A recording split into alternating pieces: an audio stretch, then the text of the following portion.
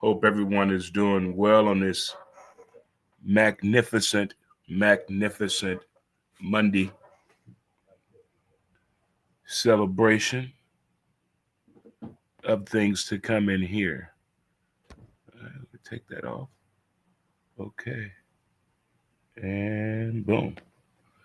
A little technical difficulty setting up here. But how we doing, good folks on StreamYard, as well as the folks listening to us on My City, MyMusic.com. Dre Montez, how's everyone doing? I hope you had a great and magnificent weekend. The weather did agree with us over the weekend. I do believe so.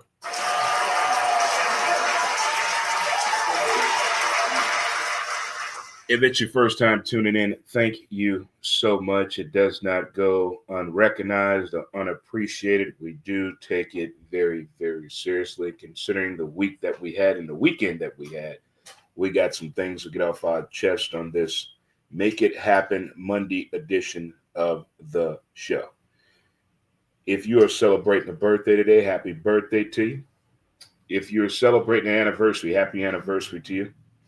If you have the day off for good reasoning, meaning no kids are there, the dog is at the sitter, the kids are at the sitter, you actually have the day off in the house to yourself, congratulations. We know how that alone time can be. It can go unwanted, unrecognized, but definitely will not be unforgettable. Got high fives in the building. Chest bump. Let's hug this thing out a little bit. There we go. Let's get through our pillars of the day. Let's let it go. Stay calm. It's on you. Give it time. Ignore them. Don't compete and laugh. I think laughter is one of the best remedies out there for self-healing, mental health, mental stability, and understanding of the situation of being in the moment and not forgetting the details of the day. Speaking of the details of the day, I think since all sports have pretty much shown us their version of an all-star break, their version of the next class in when it comes to the Hall of Fame or the list that's out there, we all have our own ups and downs and thoughts and discussions on what does that all mean. I think we're to the point right now where, for some reason, we are caught in this whole discomfort zone on the expectations of a said sport that we're into, whether we're watching it for our team's sake or just something to do. We're in a tailspin right now in sports on what should we expect from today's athlete, considering the type of money that they're making versus the type of entertainment that we want as fans. What is too much? What is overdoing it? And we cannot let go of the days of yesteryear. We know those baseball players that we fell in love with in the 90s, the type of baseball seasons that we had in the 90s. The 80s and the 90s and early 2000s were a learning curve in baseball.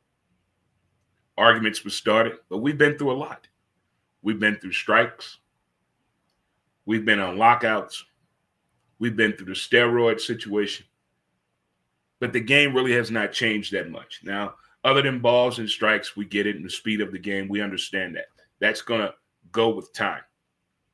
But the robot situation with the balls and strikes, I think that's taken away from the purity of the game. And baseball is probably one of those sports that we rely on the purity of the game. Other games are being influenced by technology. We never thought it would come to the fact that baseball would be influenced by the way of technology with the balls and strike situation. But over the years, we know that home plate umpiring can be a very trivial position as an umpire. You're not always going to get it right.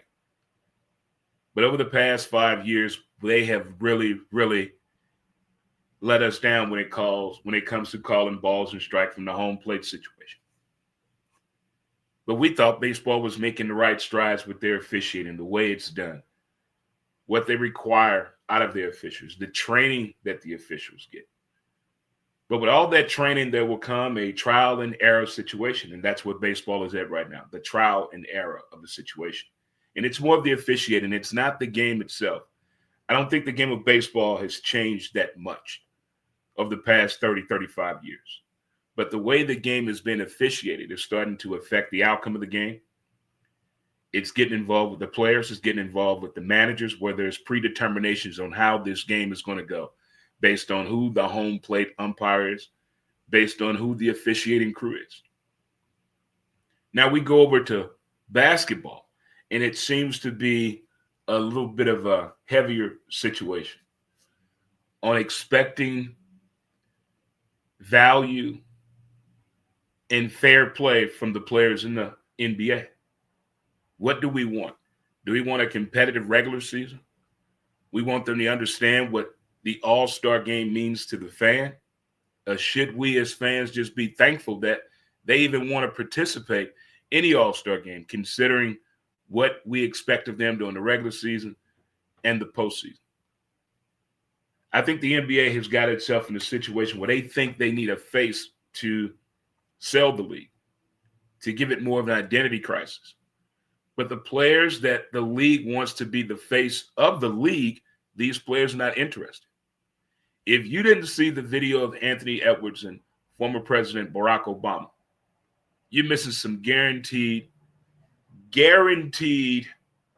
what the hell is going on type moment. Just the fact, the way Anthony Edwards was engaging with former President Barack Obama in that video raises eyebrows itself, let alone the respect. Just the whole conversation was just weird. But I don't think Anthony Edwards needs to be the face of the NBA. I don't think it needs to be Luka. I think the NBA itself should sell itself as a league, a team sport, instead of just trying to find one particular individual to sell the game, to push the game to the higher limits. I don't think that's fair to the NBA. I don't think that's fair to the players. We're in a social media stance right now when it comes across the board to sports. They want access of you on social media, at the games, during commercial break, in the locker room, after the game, at the club, when you're out to eat with your family and loved ones. They want all that access. And I think that's fine. I think the NBA has put itself in that situation along with Adam Silver and the stars that carry the NBA. There's nothing wrong with that. I think we're running into a huge problem trying to make this the 80s and 90s and early 2000s of the NBA, and that's not where the NBA is headed. It can't be Ja Morant. That was a little bit too much, trying to pressure him into that situation. We saw what happened before. He cost himself a lot of the bag situation money due to off-the-court situations. When you're that recognizable in a particular sport, you have to do the right thing. You got to have a better sense of character, better judge of character of your surroundings. And that's not where some of these players are at. These are young men. These are kids anywhere from 21 to 27 years old. Did you make the right decisions at the age of 21 to 27 years old? I don't think you did. So I think it's unfair for us to try to put all this pressure on them to be the face of a league, to carry a team, to get in the postseason and go as far as you can. That's impossible. I mean, I appreciate what Minnesota has done. I appreciate the fact that Anthony Edwards has worked on his jump shot, but it's not enough. It's not enough. You need stamina. You need the understanding of to know what it takes to go in the NBA postseason. And with all this load management, I don't think too many teams are equipped to do that. They're not. They're getting tired after 2 back-to-backs in a week and a half. But we allowed that to happen. So now we want to put a face with that. Nobody wants to be put in that situation because of the comparisons that we putting these guys on. We're comparing them to Larry Bird. We're comparing them to Michael Jordan. We're comparing them to Magic Johnson. We're comparing them to Kobe. We're not going to get another group of guys like that again. Never. We're never getting anybody that loves basketball the way those players did. These guys like the ball today. They like the balling aspect of it as far as practice and in-game situations, but they don't want it that day in, day out. Just think about basketball 24/7. I think those days are long gone and over with, and we must appreciate the talent that is given to us today instead of trying to rewind the clock and compare these players to what they did in the 80s and 90s and early 2000s. That's unfair. That's unfair. We kind of eased into that with the NFL. What the NFL gave us from quarterbacks in the mid 80s, in 90s, I don't think we'll see another run like that. As bad as everyone wants to see Aaron Rodgers still play, I don't think too many offensive lines are deemed as a pocket protection type of offensive line because everybody wants a quarterback on the run nowadays. They want you to come with these RPOs. I don't think Aaron Rodgers is at that point. It may be 2 to 3 teams out there that has the offensive line in place that wants a pocket quarterback. He can't run that much, but you give him time and he would unload on you. He'll put 350 to 400 yards on you easily if he has that amount of time and you have plays designed for a pocket passing quarterback. But if you put him with a team who's been on this RPO mission for quite some time, it's going to be hard. It's going to be very hard. You need a mobile quarterback. And we know he's not that mobile. He goes left to right as in to get rid of the ball, not on the run each and every time.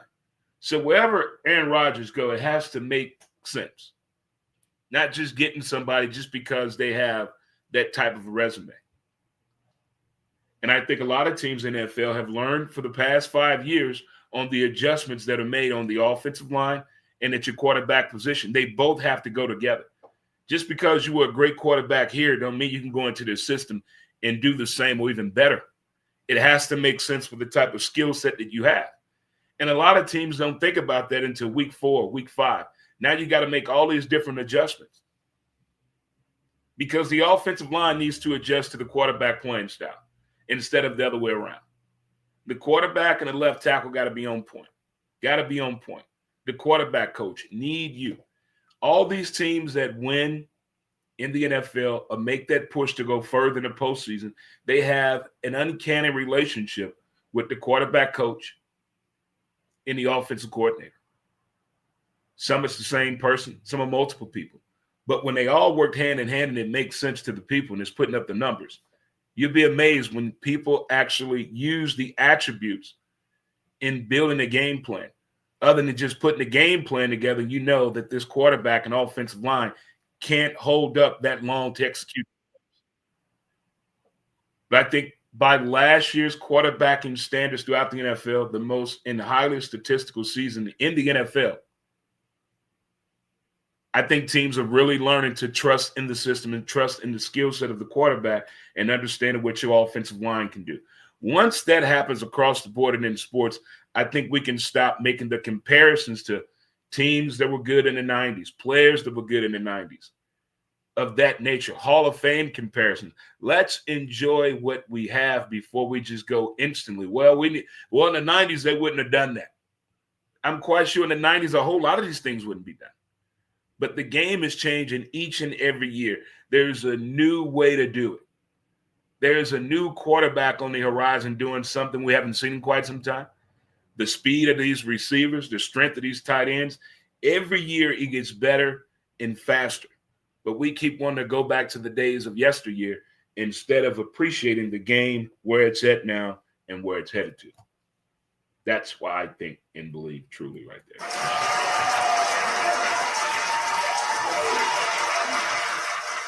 But we're caught up in that moment of trying to put everybody in that bubble, that little 10 to 12 year span across any major sport you follow. There was that time about 10 to 12 years where everything was fine. And we got caught in that little time warp thinking it's always going to be that way. No, because there are more and more athletes coming through the tunnel. More and more of them are coming to show their face, to show their skill set, to show us what they can do. Some it takes a little longer, some are just instant. But at the same time, the comparisons to yesteryear across the board in sports, I think a lot of athletes today are tired of those comparisons and just want you and want us to enjoy what they are bringing to the game. But I think since the All-Star situation, what they did in 4 nations and what the NBA did for their All-Stars, really questioning people on what are we getting and what are the expectations of today's athlete when we look at the bag versus the performance. Somebody lying to somebody.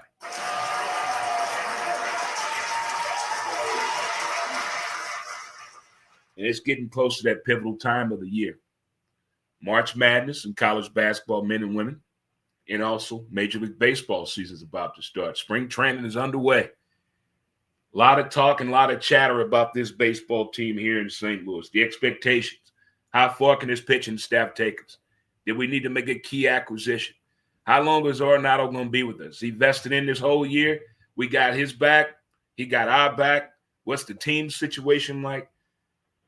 Or are we just going to say, hey, we're rebuilding this thing. We're going to be lucky to get 75 wins.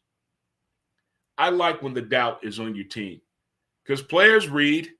They pay attention to the media. They know what they can and can't do as a team. In the words of Mookie Betts, he said World Series are won in spring training.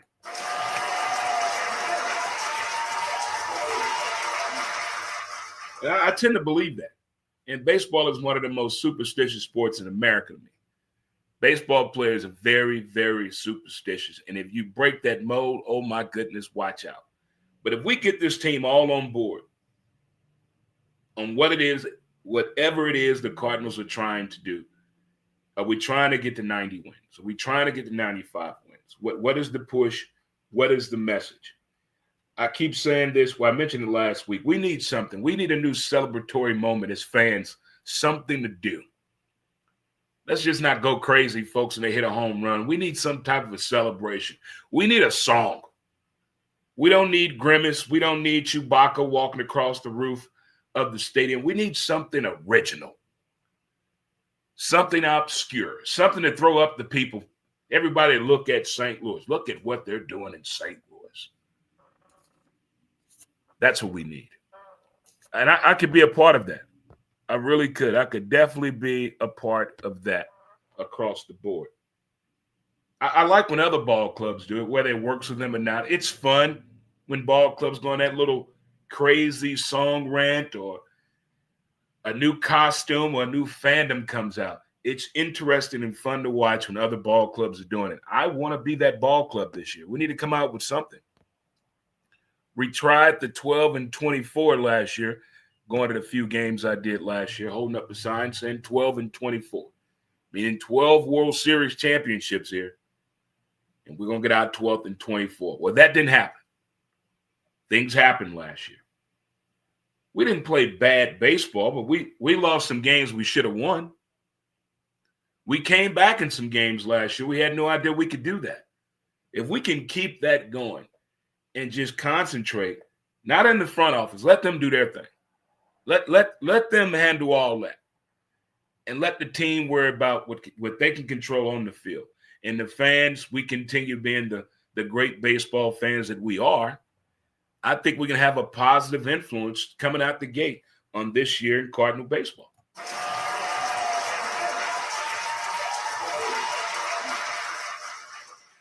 I can't help but think back of the days when the National League was hitting and running, stealing, bunting the ball, putting a strategy together. Manufacturing runs. See, you can't put that in a statistic, but manufacturing runs was a Cardinal way for quite some time. We kind of got away with it, went away from it.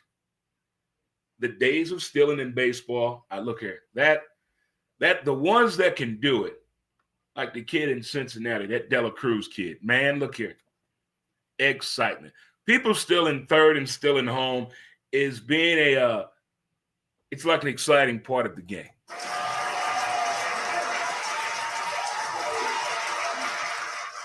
They say pitching is a big part of baseball success. Pitching, the best pitch in baseball is a first pitch strike. I don't care what anybody says. It is the best thing it has going for it right now. Not saying we have the world's greatest pitching staff, but we have the ability to put some quality performances out there on the mound. We really do. If it's your first time tuning in, thank you so much. Again, if you're celebrating a birthday today, happy birthday to you.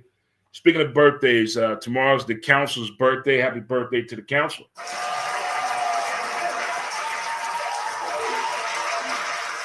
What's going on, Doc? What's going on with you? Thanks for tuning in, boss. Shout out to all the folks that were out of town this past weekend participating in softball. Some teams down in Florida as well as Mississippi this past weekend. Congratulations to all the teams that placed and put forth the effort in the softball world out there for sure. Got another softball episode coming up this Wednesday. I will be posting the details of that tomorrow as well as Wednesday morning before the show. But we have a softball series tournament talk. Last week was our first episode where we had members of PSA, the Premier Softball Association, on the show. CEO Dennis Jackson and tournament director Trey Niles Moore was on the show. What happened right there? What was that noise from? Guess that was a truck going down the street. And it had to be a great episode talking about the expectations of this softball season and what the tournament situation is like, reflecting on last year's season, and again on the different tournaments and classifications of this year. So this Wednesday, we're going to have another episode of the softball series with your boy, Dre Montez. So that was a lot of fun as well. And also, over the weekend, they had a little thing called the Pet Parade down in Soulard. Did you go to the Pet Parade? Did you?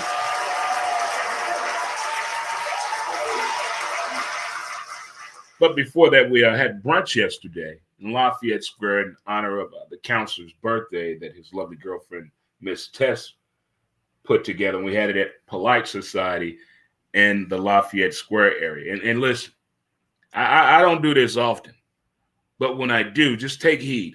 Outstanding service, by the way, Polite Society.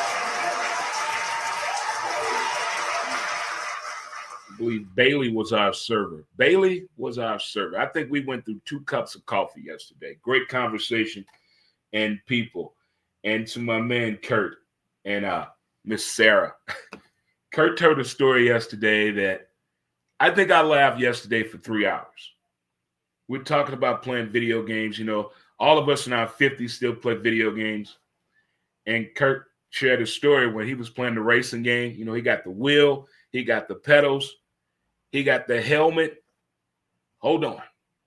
He had the fan blowing on him as he's playing the racing game because he wanted to feel like he was really in the race. That right there is dedication. That's like next season, I want to watch football with a helmet on. I'm getting me an actual NFL helmet. I'm going to watch football with a helmet on. I want to feel like I'm in the game. I want to be a part of the game. A part of the game.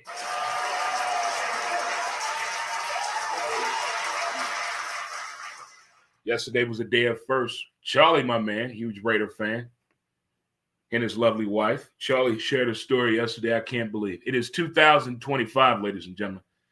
And my man Charlie sent his first email.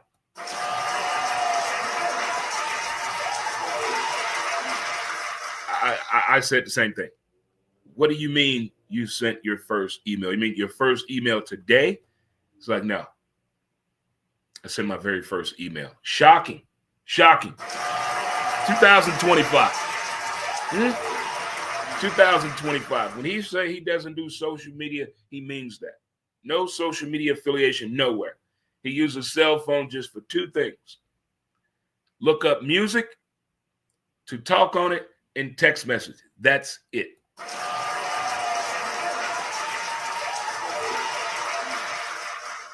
And Tess had the greatest story ever yesterday. She's a pug lover, dog breed. And there's one at the bar, Friendlies in South City. Again, shout out to Friendlies for last Thursday. Great hockey crowd last week during the USA Canada game. Very knowledgeable crowd. Shout out again to Friendlies in South City, 3503 Roger Place. When you see a dog, you know, most people want to go up to the dog and pet the dog. What's your dog's name? Or I used to have a dog like that. You know, I'm the same way. I see a miniature pinscher, I automatically think of my baby Espen, ESPN. If I see a Rottweiler, I think of my baby Sadie Mae Glutz. But both my dogs are gone, and it's been a learning curve of getting over losing a dog. It is. If you have a dog more than 10 years and you lose that pet, that's some hard stuff. Nobody can prepare you for that. No therapy, no hugs. Late night dog commercials, I still tear up a little bit, get a little teary eyed, nose get to running for no reason. So I still have my own dog issues I'm going through. But Tess took it a step further. This woman tells these people, "Oh, I used to have a pug, but my pug had transgender sex." Yeah, you heard me. Yeah.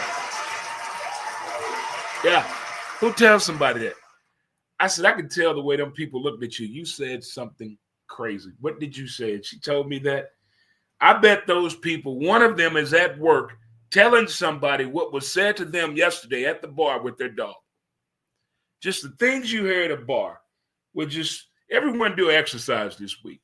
If you have a normal watering hole that you go to chat it up, try to get some one night stand action, or to go watch sports, or go eat some food, just open up your ears and listen to the conversations around you.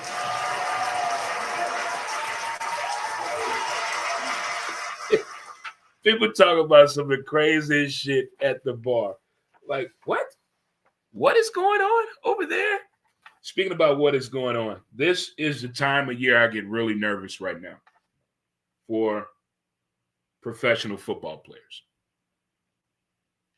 The ones currently in the NFL and the ones with the expectations of going to the combine, going to the draft, and possibly being drafted by NFL team. This is right now. This is the downtime. This is when dumb decisions are being made.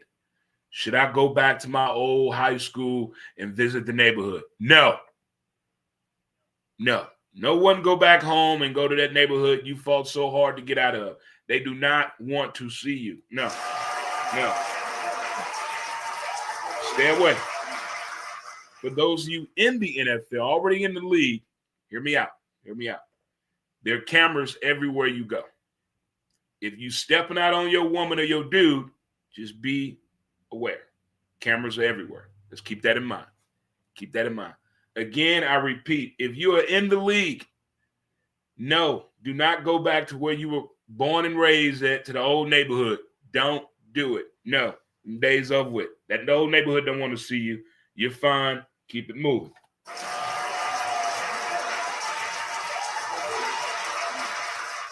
To those of you that are hoping to get drafted, hear me out. Stay off of the internet.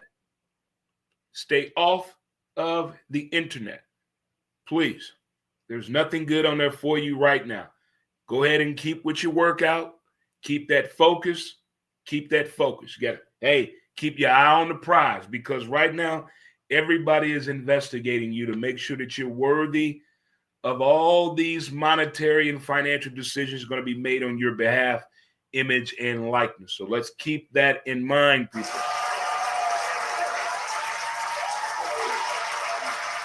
And that February to late March, it gets a little rough for football players. They get a little antsy.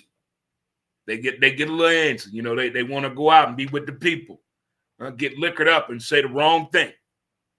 That's just, we know you want to go on vacation. We know, but just keep in mind, they're waiting on you to screw up. Let's not give them any of the food. All right, let's keep that in mind.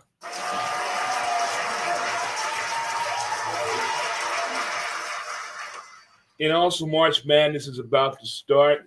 In women's college basketball over the weekend, we saw the Fighting Irish go down over the weekend. And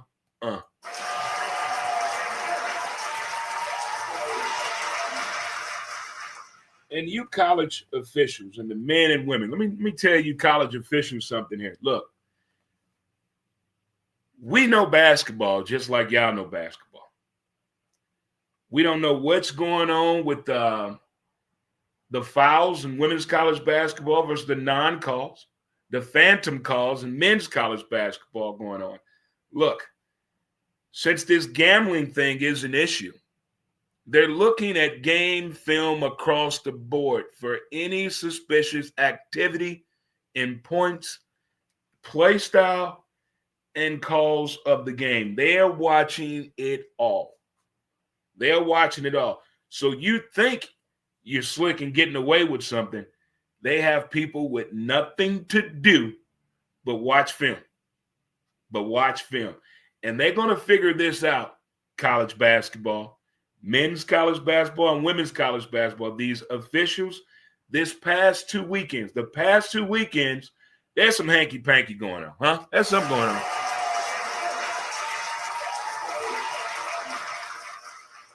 We know officiating is a hard job.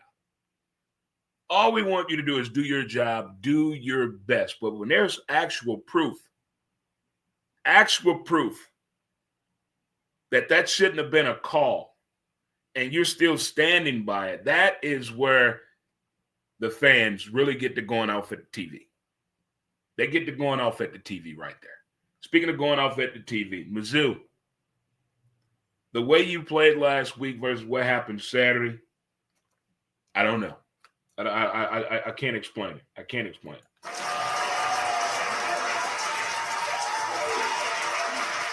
But Mizzou is fun to watch. I can't believe I'm saying that. I've seen Mizzou play a total of 4 games this year. They're a fun team to watch, especially at home. The way that place was on crunk last week down in Columbia, as the kids call it, Como, as the kids call it, they were crunk.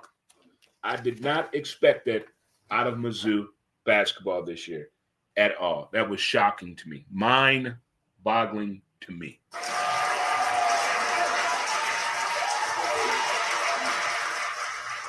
Speaking of mind-boggling, we all have been guilty of what we like to call binge watching. Binge watching shows. Something everybody always talks about, and you finally get the opportunity to watch a show. Watch it all the way through. Boom. Then you get done and you have a moment with yourself trying to figure out what the hell you just watched, trying to summarize this whole thing. Well, I did the same thing. I did it with the TV show Scandal with Kerry Washington. I can't look at the White House the same anymore since I watched this show. I can't look at politics the same anymore because I watched this show.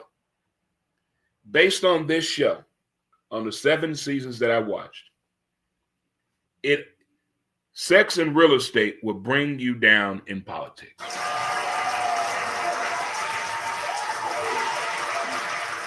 Everybody owes somebody a favor.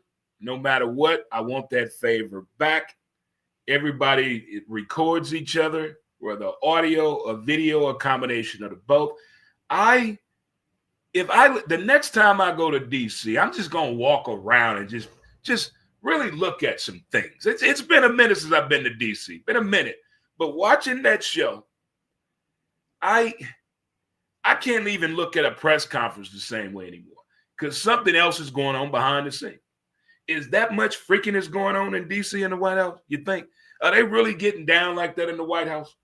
Are politicians really getting down like that the way they are depicted in that TV show, Scandal, or Dre, is it just a damn TV show? Well, which one is it? Because Law and Order TV show, but they tell you these are crimes that are depicted from real life situations. We just changed the name. So watching that TV show and then looking at reality, looking at the TV show, looking at reality, it's like when Planet of the Apes came out. I went to the zoo the next day and went straight to the monkey cages and just said, they up to something. I could see it. Some things I have a hard time going back to normalcy now that I've watched the TV show Scandal. I uproar. I have so many questions about things that was in this show that happened in IRL, in real life. Not the way it was done in the TV show, but something happened here in real life that was depicted in that TV show, not one time, not 2 times, but several times over 7 seasons. I did not watch that show not one time it was on. Not one. Kerry Washington, a little bit too, she can act way too good in those adult sex scenes. A little bit too good. A little bit too good. but a damn good TV show. I enjoyed it. And one of the writers on that show was the lady that was accused of creating all these lies in real life.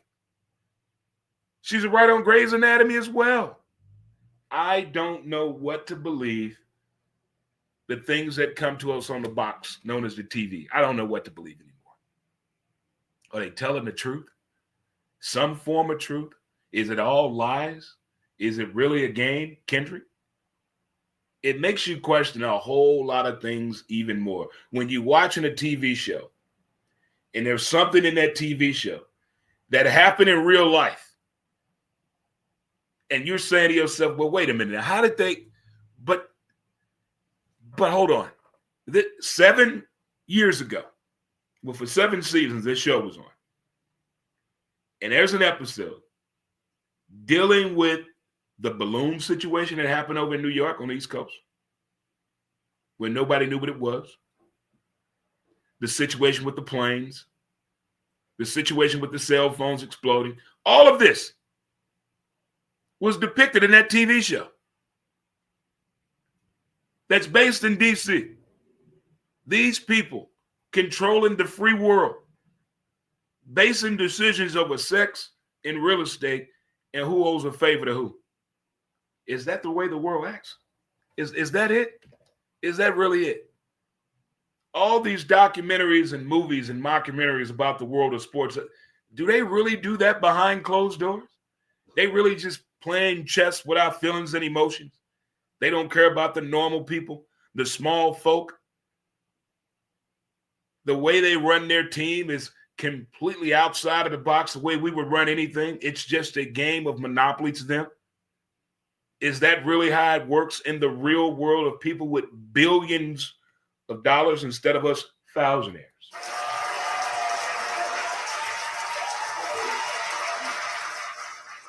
I would hope not. I would hope not. I think moving forward that we as fans, let's go back to the drawing board with the NBA. But let's just go at it like this. We understand they're going to be combined about 85 to 93 pointers a game, combined with both teams. Those are going to be their attempts. That's the way basketball is now. There's nobody posting up nobody. No. It's run and gun. Let's just enjoy the talent that we have. We were given some heartbreaking news about Wemby, done for the season. Blood clots. And the history of blood clots in sports, especially basketball, does not have a happy ending whatsoever.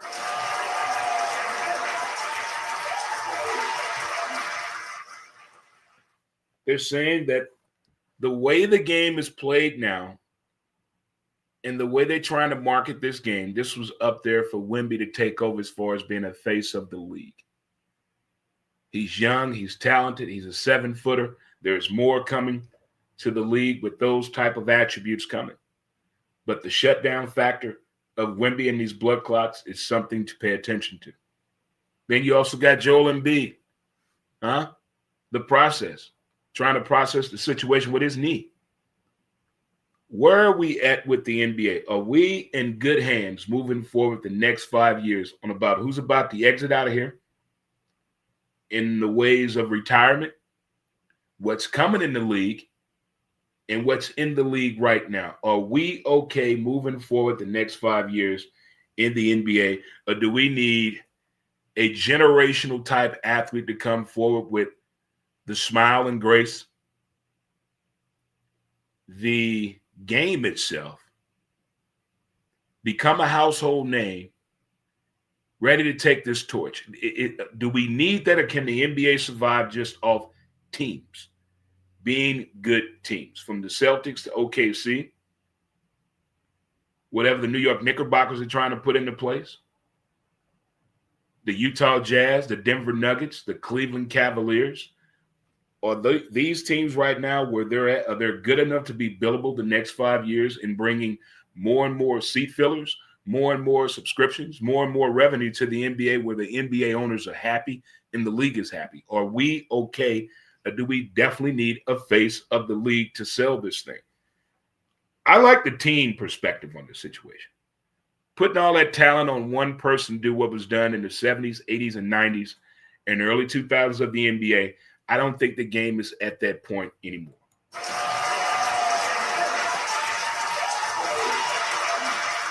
Like baseball, for instance. Baseball had a hard time after the strike, after the doping situation and steroids, COVID, all that mixed into baseball. That's a hard hill to climb.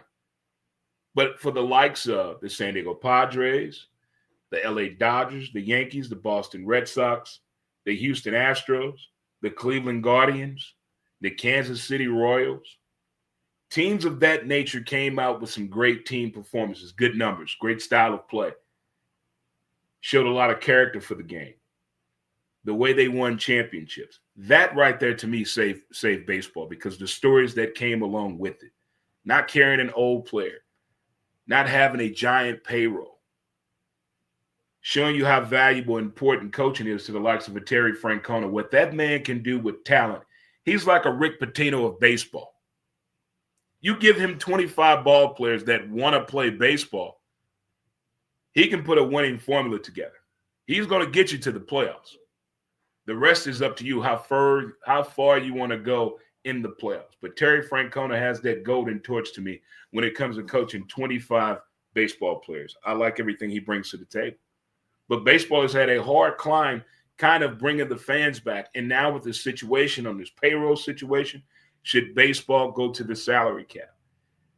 Is baseball digging himself a hole with the likes of a payroll of the Dodgers, the payroll of the Padres, the payroll of the Yankees, based on teams who don't have that high payroll, but are trying to have a sustainable living and understanding of being a competing baseball team? How can we compete with the likes of payrolls of $380 million and up?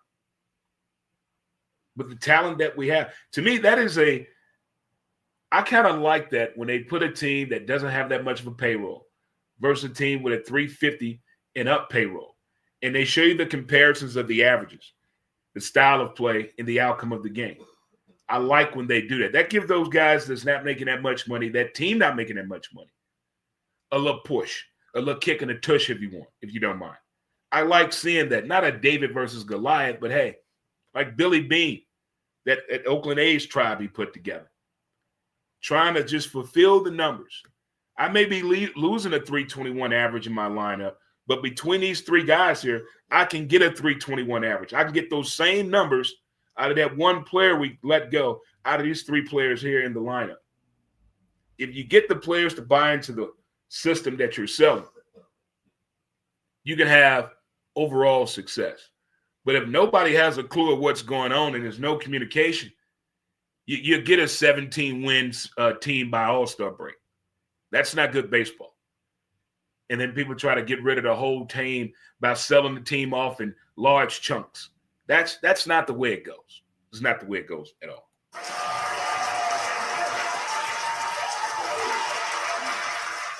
And with the NFL draft fastly approaching, just keep this in mind. I think one of the hardest things to do as an NFL draftee, if you're drafted in a top 5 and you're a quarterback, I think that's hard because you're not going to a winning franchise. You're going to probably one of the worst teams in the league. That's why they're in the position that they're in to draft at such a high position. So if you're a quarterback being taken with the number 1, number 2, number 3 pick, you have work cut out for you. The expectations are not that high on the team to do well, but the pressure is on you on how fast can we turn this around. You're the quarterback. We brought you in here to make a change. I think the last person to truly make a change being the number 1 pick at the quarterback position was Cam Newton when the Carolina Panthers drafted him at number 1.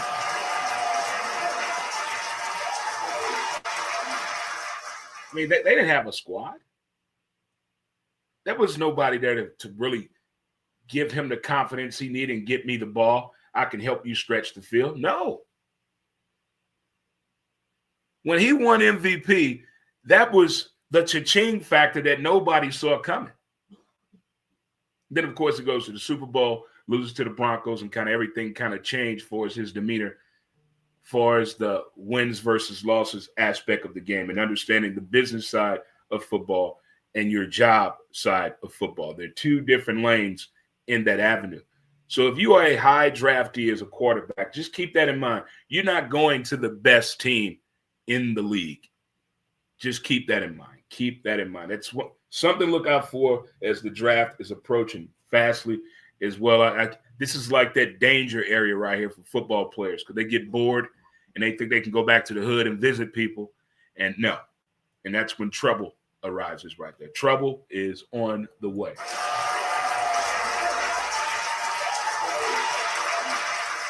Speaking of trouble is on the way again. It seemed as though we're picking up a trend again.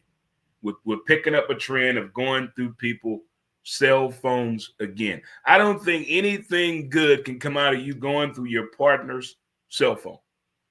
Personal belongings, purse, wallet, pockets, being nosy, going in a drawer. You know damn well you have no business in being in that drawer. Why are you in that closet? Get out of my shoebox. What are you doing in her purse? Why are we back on that? It seems as though we've done it again. We've lost trust in one another.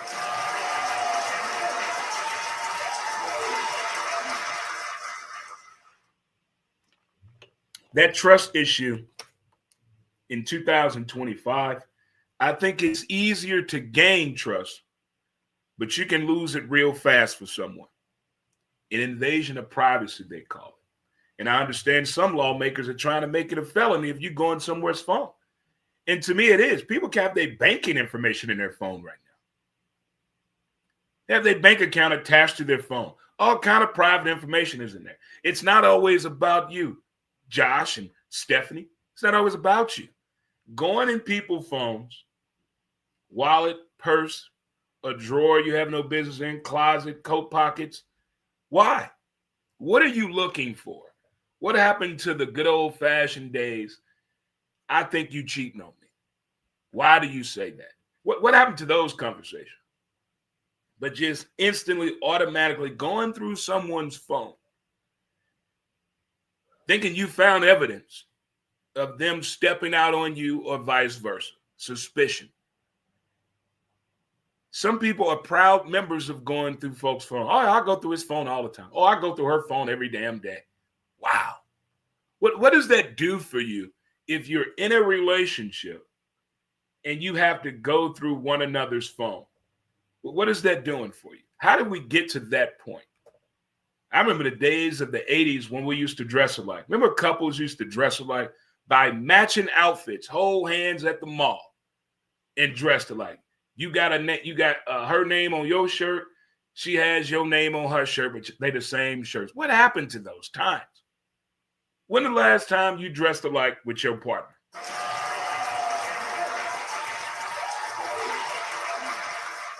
I see more and more people dressed alike like their animal, their pet, their dog, their chickens, their cocker spaniel, their old mule.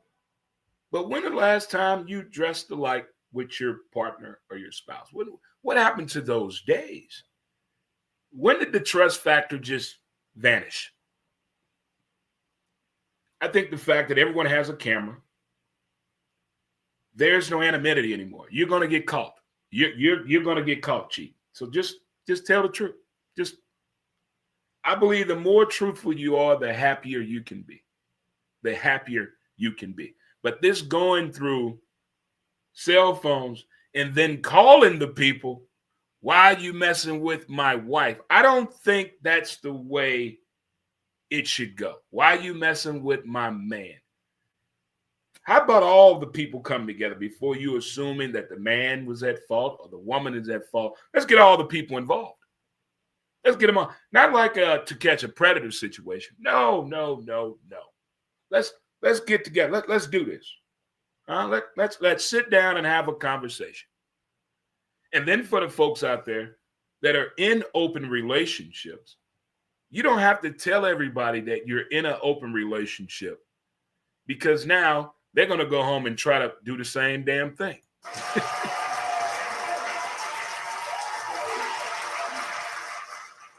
Find your happy. Find your peace, whatever it may be. But if it causes you to go through phones, go through a purse, go through pants pocket, coat pockets, the glove box in their car, in the trunk. If you have to do all of that, I don't think you're being truthful to yourself or truthful to the relationship. They say that there's someone for everybody. They say that. They say that. I'm starting to think it's not.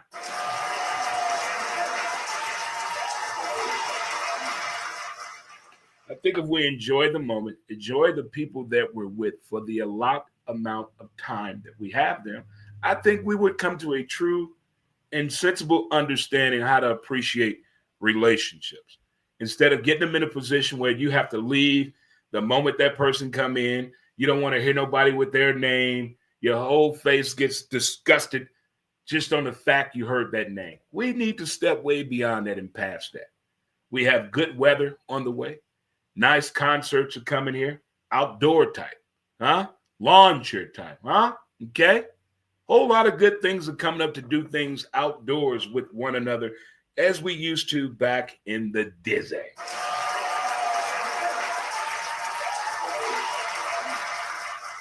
We're not Hollywood. We're St. Louis, and we ought to be proud of it. Look at that amazing weather that we had yesterday. It can be done. We can do this. There's no snow anywhere. We're making driving uncomfortable for us. There's no ice anywhere, making walking uncomfortable for us, huh? At all.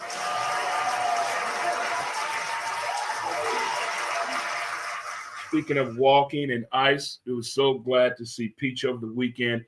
As I told you guys, she slipped and fell on the ice and was in the hospital for a couple of days, and things are looking good for her. So, Peach, it was great seeing you this past weekend, and continued recovery as you get better.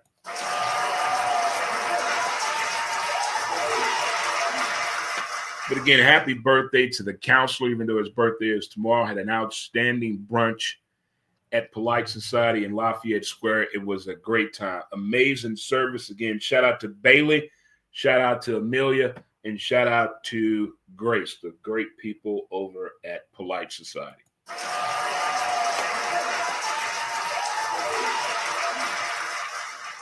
You know, you say what you will about the push for help for supporting small businesses throughout St. Louis and Illinois.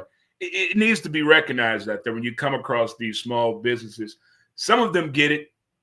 Some kind of got mixed up and think they're big time corporate by their prices. But for the ones that really and truly, genuinely get this small business, the mom and pop, the husband and wife, the brothers and sisters out there that have a business together, these small businesses, we do appreciate it. And when you bring that thunder and service quality and food, we definitely tell everyone about it.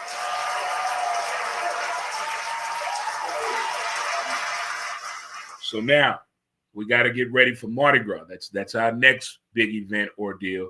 And for the folks that do this to me every year, well, the real Mardi Gras started today. Look here. Look here. The second is the parade. I'm here in St. Louis. I'm not in New Orleans. I'm not in New Orleans. You folks that know every day in the Mardi Gras celebration, I'm not talking to you. Now, I'm just talking about the parade, folks. That's it. I think we're looking pretty good weather-wise for the parade that day with the people, by the people, and of the people in a situation like that. So got that to look forward to. As I said, today is Monday. Make it happen Monday. Again, shout out to our title sponsor, CertaPro Painters in Oklahoma City presents Montez at midday. Let the professionals do the work when it comes to painting, whether residential or commercial. CertaPro Painters has you covered. So I think now, with the second half of the NBA season, let's give it a watchful eye. Let's give the NBA another chance. Let's not grade them on what transpired during the All-Star weekend. Let's give the second half of hockey their shout out. Alex Ovechkin is 13 goals away from Pats and Wayne Gretzky's record in goals.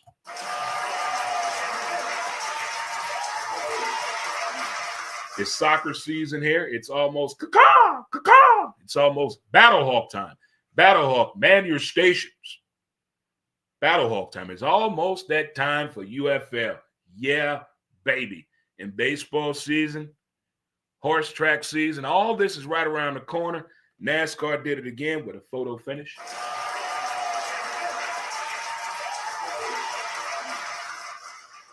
And don't forget, we also have the Oscars coming up, one of my favorite award shows to watch. But this may be one where I didn't see that many films based on the commercials that I've seen so far. So I got to get caught up this week on the films that are going to be possible winners or nominations at this year's Oscars. So I got a lot of movies to catch up on starting tomorrow. We're going to try to watch up to about 8 movies a day if we can before the Oscars so I can get my voting on and feel like I'm there. I'm going to dress up for the Oscars this year, of course.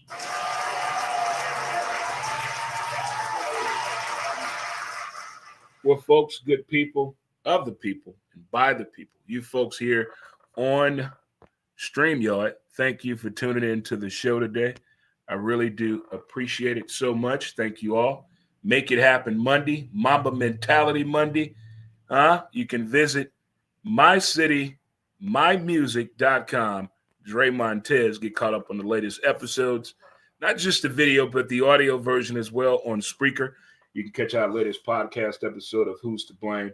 Speaking of that, we have a new episode coming up this Wednesday, as well as we have another softball series coming up this Wednesday as well. So it should be a lot of fun. Good folk, good people out there to you in this wizard of the people for sure. But we're going to get out of here and let you get on with your day, the rest of your day. Do some housework if you have to. Get that laundry put away. Do something with them clothes in the hallway. It's almost leaf time. There's no shoveling of the snow anymore. At least I hope not. I think we're all good on that across the board. But to the folks on StreamYard, thank you again for tuning into today's show.